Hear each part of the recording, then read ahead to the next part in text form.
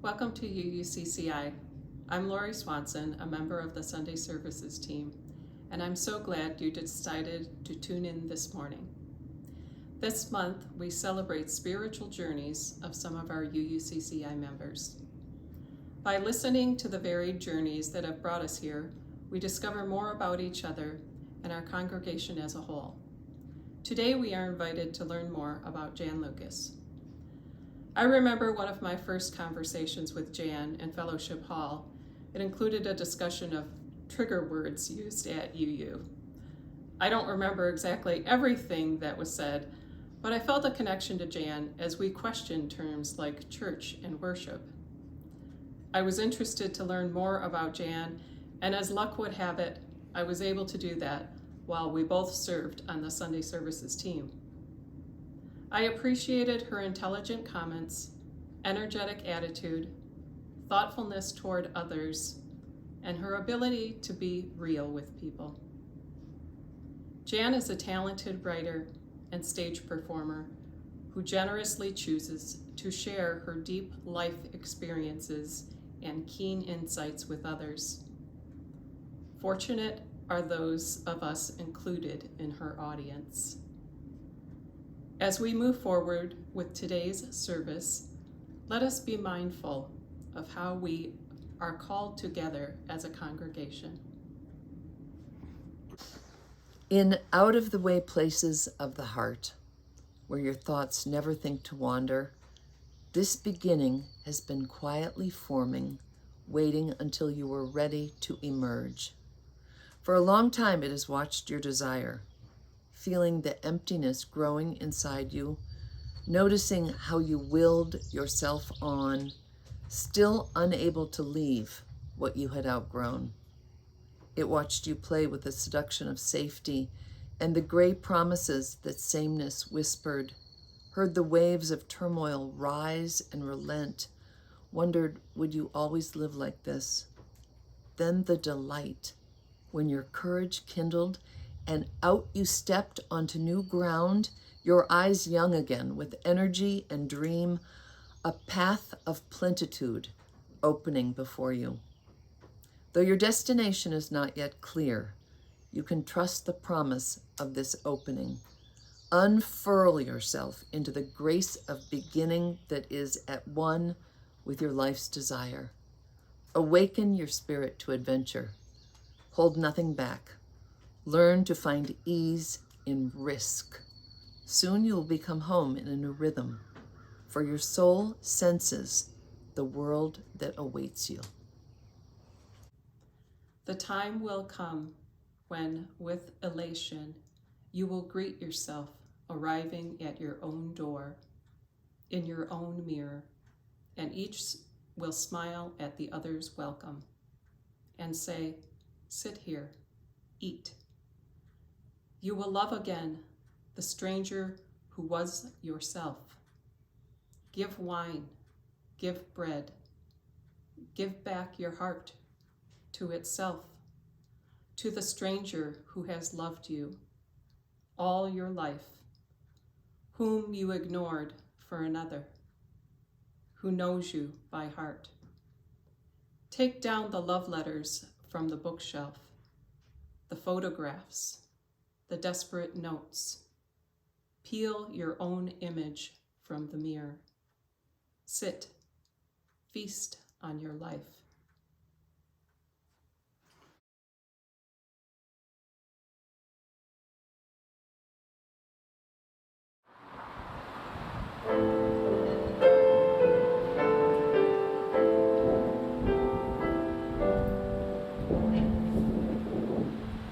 What wondrous love is this, O my soul, O my soul? What wondrous love is this, O my soul? Wondrous love is this that brings my heart such bliss and takes away the pain of my soul, and takes away the pain of my soul. When I was sinking down, sinking down, sinking down, when I was sinking down, sinking down, when I was sinking down beneath my sorrow's ground, friends to me gathered round.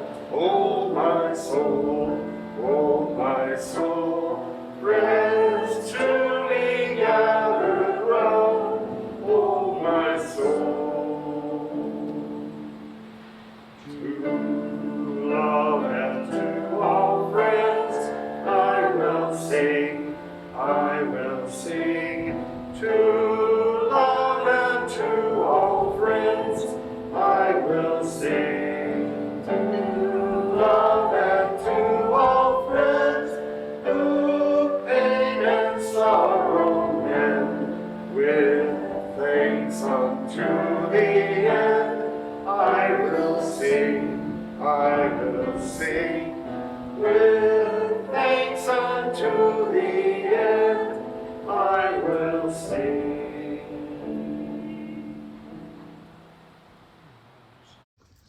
When Nick asked if I would do a spiritual journey, I said, "Oh, I've already done this twice. I don't think I have anything new to say." And he said, "Oh, nothing has changed?" Well, for any of you that know me at all, know that that's an understatement. In an unexpected turn of events, I find myself living alone at this advanced age, and my marriage of 30 years has dissolved. The whole thing was not entirely without red flags along the way, but I thought the worst was behind me, and I was wrong. So without going into any details, I will just say that my life has literally turned upside down, and I've had to reclaim my inner self, which involves a lot of looking backward and looking forward. I was born the youngest of 5 in a typically dysfunctional family of the 50s and 60s, with the added layer of alcoholism thrown into the mix. My parents were smart and charming and funny and good looking, and there were many experiences of delight and hilarity. And there were also experiences of darkness and insecurity and secrecy and fails. As a young child, I always felt that there was something else out there, that my family was missing something, that we weren't focusing on the stuff that was rich and deep. Of course, I didn't have the words for it at age 7 or 10, but when I look back on that little girl, I know that's what I was knowing even then. I've had various chapters along the way where I've really wanted to dig deep and understand how my upbringing affected me. And it's always been difficult and painful, but so revelatory as well. I've had periods in my life of turning to organized religion to provide some structure and hope, and I've had periods of time where I have eschewed anything remotely smelling of organized religion. I've always been drawn to the so-called spiritual. I don't even know really what that means. I find the word spirit is sometimes overused, and the idea of being a spiritual person can mean so many things. But I've been through a number of crises in my life. The death of my mother when I was 29 was the first and hardest thing I think I've ever experienced. My experience then, much later with leukemia and then stem cell transplant, was also harrowing and brought me close to death and changed my life radically, for the better, for the most part. I had an experience during my leukemia that sticks out in my mind as clear as the day it happened. I had relapsed, and I knew I would be facing a bone marrow transplant at some point. But it was about a week before Christmas, and so I was released from the hospital to come home and basically wait for a donor, and then begin the process of prepping for the transplant. I was as depleted as I have ever been in my life. I was literally the bare bones of a human, and my emotional bandwidth was narrower and more focused out of necessity. I literally couldn't think about the minutia of daily life. So my focus was dreamlike. I was very aware of the fleeting moments that were literally passing in front of my eyes. I felt like I could see time. I felt the inner workings of my body also, because I was trying to visualize exactly what was happening in my blood and in my cells.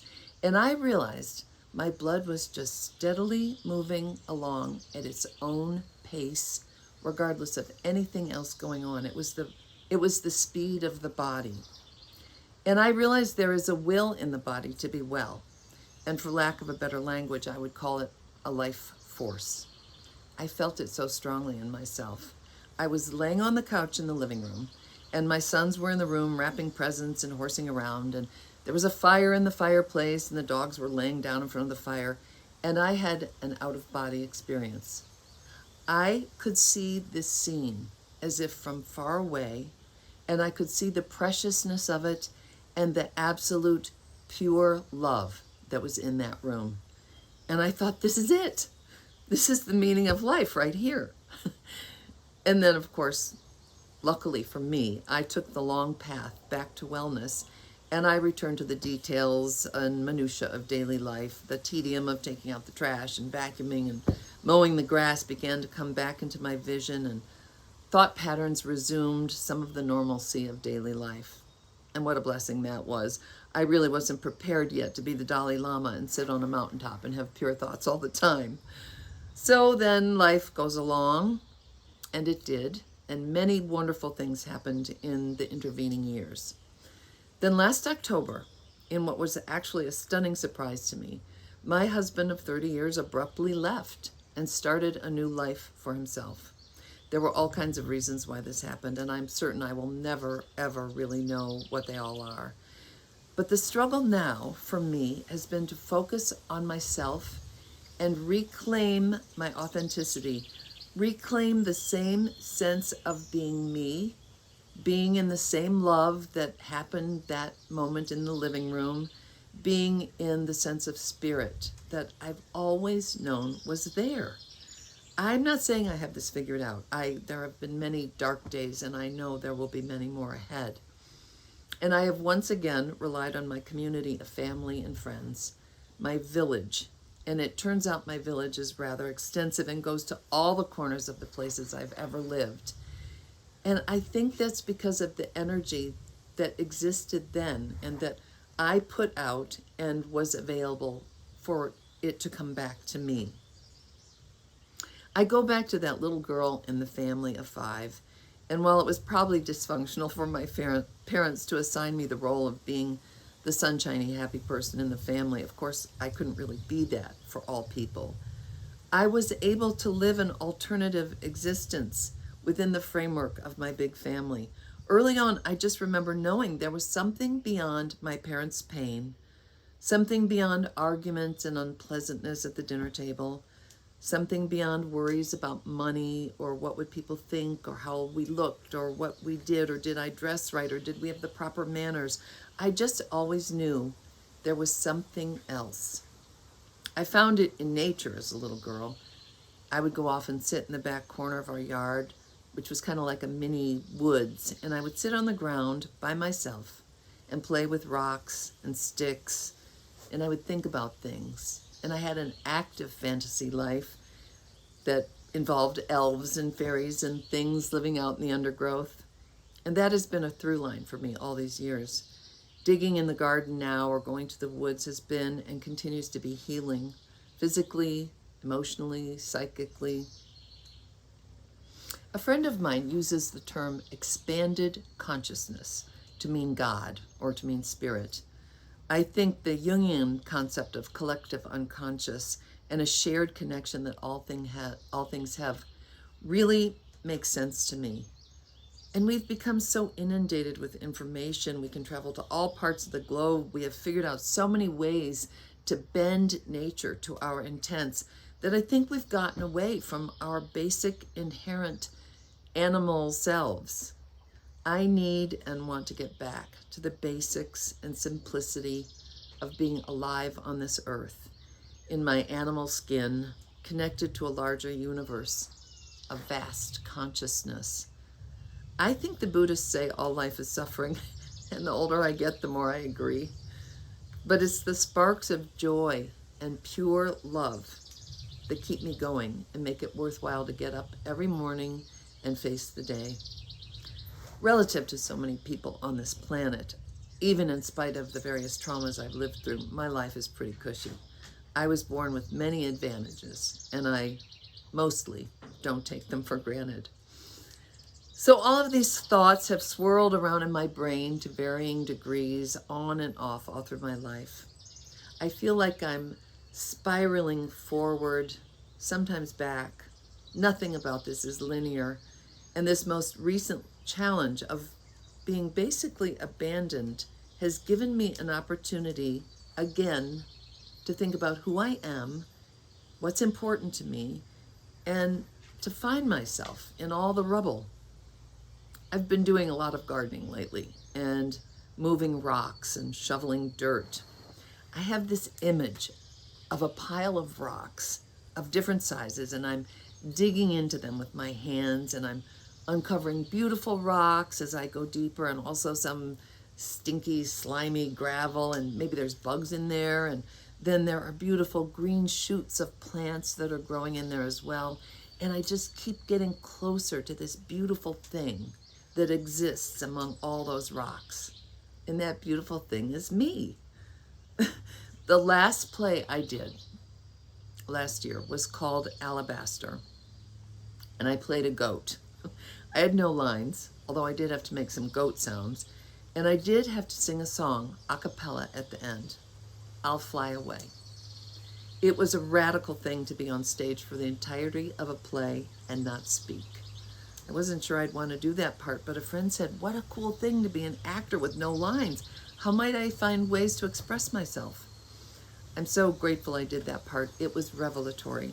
At the end of the play, I took off layers and layers of old coats and clothing, pants and scarves and boots and socks, and I stood there barefoot, finishing the song in a plain muslin slip. I think that image is a metaphor for how I feel at this point in my life. I've taken off a lot of old clothes, and I'm standing there vulnerable and raw. And I'm in a new place, ready for the next chapter, whatever that might be.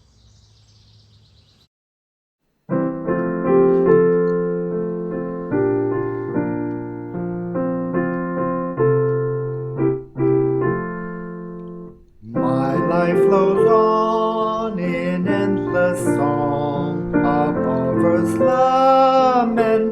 creation. I hear the real, though far off hymn that hails a new creation. Through all the tumult and the strife, I hear the music ringing. It sounds an echo in my soul. How can I keep from singing? What though the tempest round me roars? I know the truth, it liveth. What though the darkness round me glows? Songs in the night it giveth. No storm can shake my inmost calm, while to that rock I'm clinging.